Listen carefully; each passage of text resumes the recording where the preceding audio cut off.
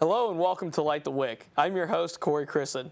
On today's show, we discover what's become of the Ward Bakery, take a childhood pastime to a new level near Susie's Dogs and Drafts, and find out what happens when penguins fly. All of this and more as we light the wick.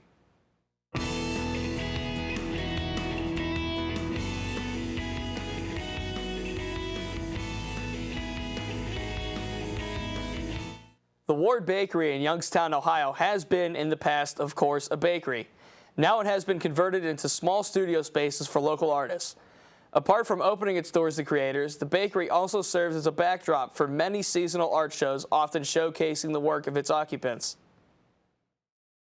Valley natives gather yet again for another year at the Johnny Appleseed Festival. Let's check in with Allison Shell as she brings us a view of the valley.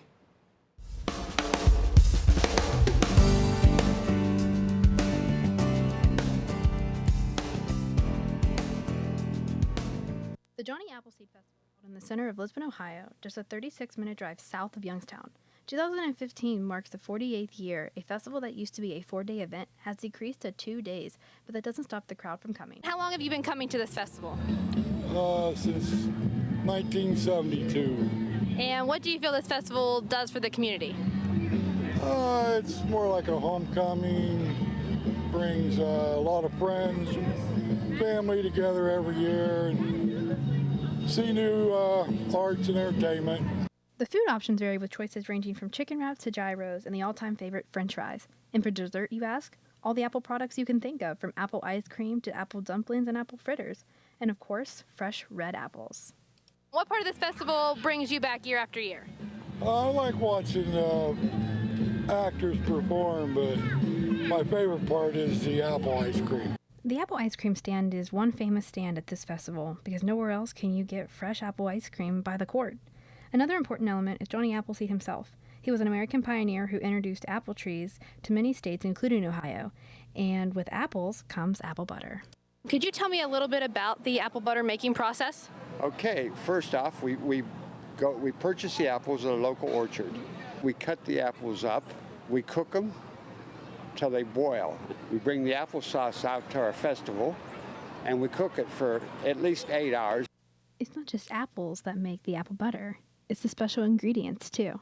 A little cinnamon, allspice, a little clove, and a little bit of sugar, and we have our apple butter.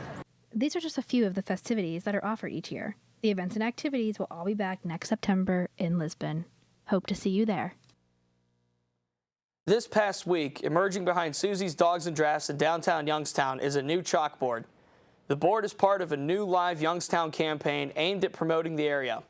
Locals are encouraged to come by and write exactly why they've chosen to live Youngstown.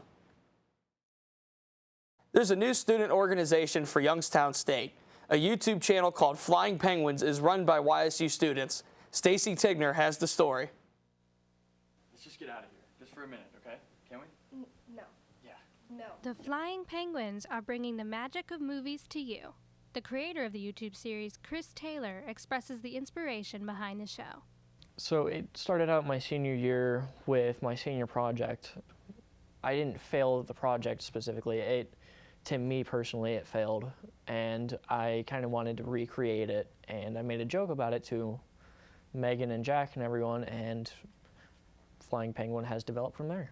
Cast member Megan Jones explains what the Flying Penguins are all about. The Flying Penguins, the basis is a YouTube channel where we're taking scenes from movies and recreating them ourselves. And then we will be doing behind the scenes videos for like how to make the props, how to make the costumes, how to do the special effects and all that kind of stuff behind the scenes. Theater major Jack Rusk provides the scripts for the team and describes the tone of the show. We just wanted to create something that was fun and interactive for people who were into theater, acting, and also behind the scenes stuff. A lot of this is going to be focusing heavily on behind the scenes stuff and all the cool things that we can do here at a college level with it. Fellow cast member Alex Shortreed tells Light the Wick about his upcoming role as Spider-Man. I cannot wait to play Spider-Man because that is my favorite fictional character. I have dreamed of this moment since I was a kid, and I go into this thinking this could be my only time playing Peter Parker. For more information about this web series, check out Flying Penguins on Facebook and YouTube.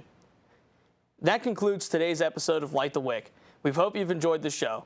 Don't forget to check us out on Facebook and Twitter. Be sure to join us next week for another exciting episode of Light the Wick.